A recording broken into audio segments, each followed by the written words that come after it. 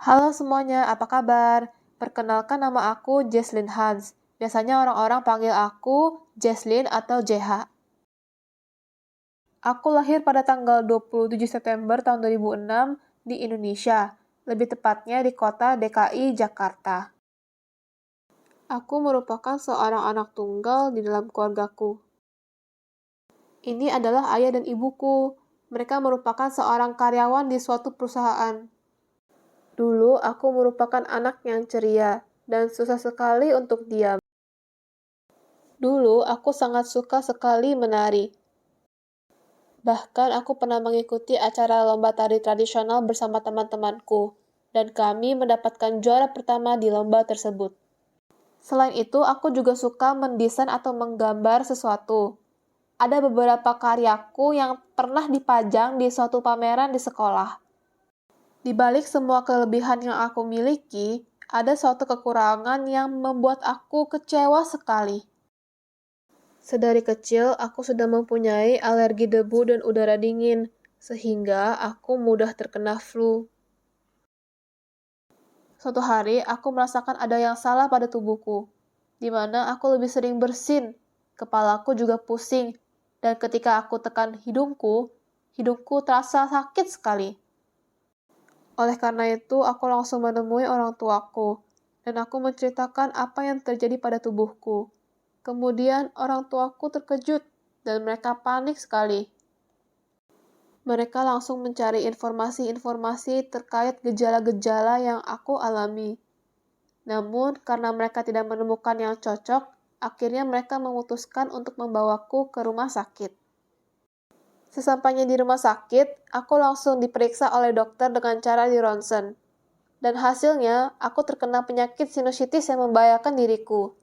Orang tuaku langsung terkejut dan tidak tahu harus berbuat apa. Dokter menyarankanku untuk melakukan perawatan dan meminum beberapa obat-obatan. Obat-obat yang diberikan oleh dokter seperti Afamis, Sterimar, dan obat-obat antibiotik lainnya. Kemudian dokter juga menyarankanku untuk melakukan uap dan melakukan pemeriksaan rutin dengan dokter. Namun, harga untuk itu semua tidaklah murah. Namun, demi kebaikanku, orang tuaku rela untuk membayar semua itu dengan harga yang mahal sekali.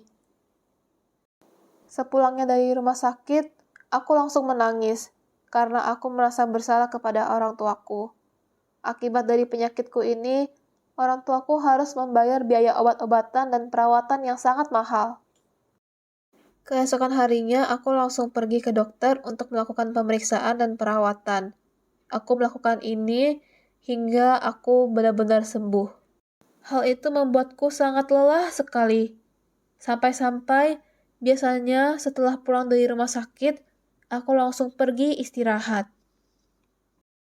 Kemudian, aku juga menggunakan segala obat-obatan yang diberikan oleh dokter secara rutin.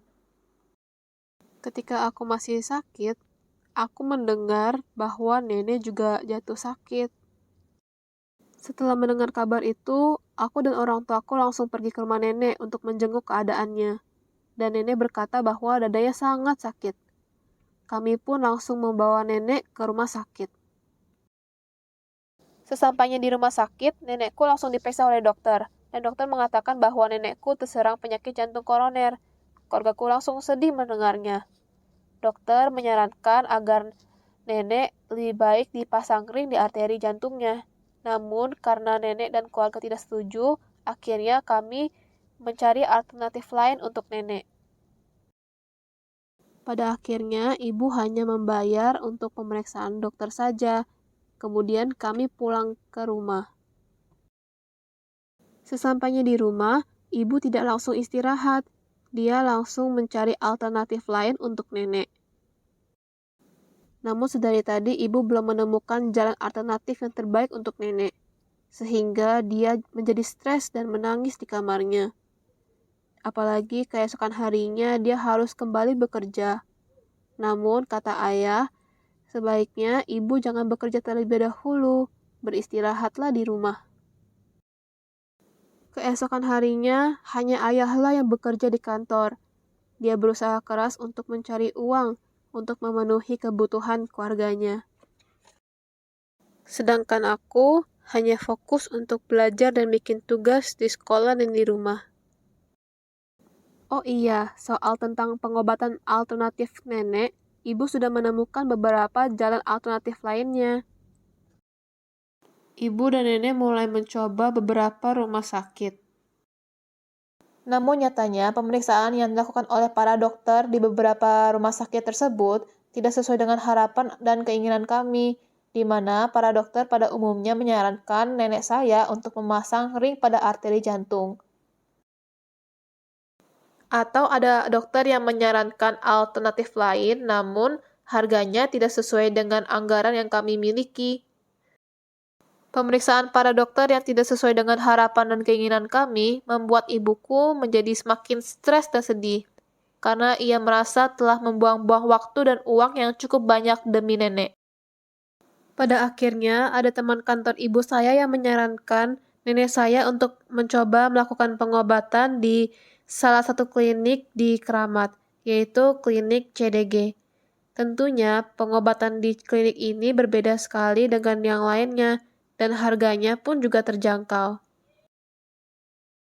Pada akhirnya, nenek mulai mencoba untuk melakukan pengobatan di klinik tersebut secara rutin. Setelah seharian di klinik, akhirnya nenek pulang ke rumah, dan dia langsung pergi istirahat karena dia sudah terlalu lelah. Keesokan harinya, ibu mengantarku ke sekolah menggunakan motor. Setelah mengantarku ke sekolah, ibu langsung pulang ke rumah.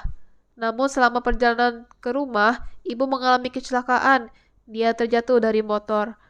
Mungkin karena dia sedang memikirkan banyak hal. Setelah itu, ibu langsung dilarikan ke rumah sakit terdekat. Mendengar kabar ibu masuk ke rumah sakit, aku dan ayah langsung pergi ke rumah sakit tersebut. Dan dokter telah memeriksa ibuku. Dokter berkata bahwa tulang jari kaki ibu saya ada yang patah. Dan mendengar hal tersebut, aku dan ayah langsung terkejut dan sedih. Sedangkan ibu hanya bisa menangis. Dokter menyarankan ibuku untuk menggunakan gips pada tulang jari kakinya. Jujur saja, aku merasa kasihan kepada kedua orang tuaku, karena semenjak aku sakit, mereka telah mengeluarkan banyak sekali biaya, dan aku tidak tahu harus berbuat apa. Pada akhirnya, kami bertiga melakukan diskusi untuk mengambil keputusan yang tepat. Setelah lama berdiskusi, akhirnya kami bertiga sepakat untuk menggunakan tabungan keluarga kami untuk membayar semua biaya rumah sakit tersebut. Semua masalah pun terselesaikan satu persatu. Dimulai dari ibuku yang dapat menggunakan gips pada tulang jari kakinya. Kemudian, dokterku juga mengatakan bahwa aku telah sembuh dari penyakit sinusitisku. Lalu nenekku juga pergi ke klinik untuk melakukan pemeriksaan dengan dokter. Dan dokter mengatakan bahwa keadaan nenekku sudah jauh lebih baik dari sebelumnya. Kemudian ibu juga memberitahukan keadaan nenek kepada diriku dan ayahku. Aku dan ayahku langsung senang mendengarnya. Sekarang nenekku sudah bisa melakukan kegiatan sehari-harinya dengan baik. Namun nenek juga tidak lupa untuk beristirahat. Biasanya dia suka mendengar lagu-lagu Tionghoa. Inilah cerita hidupku. Semoga dapat menginspirasi kalian semua. Sekian dan terima kasih.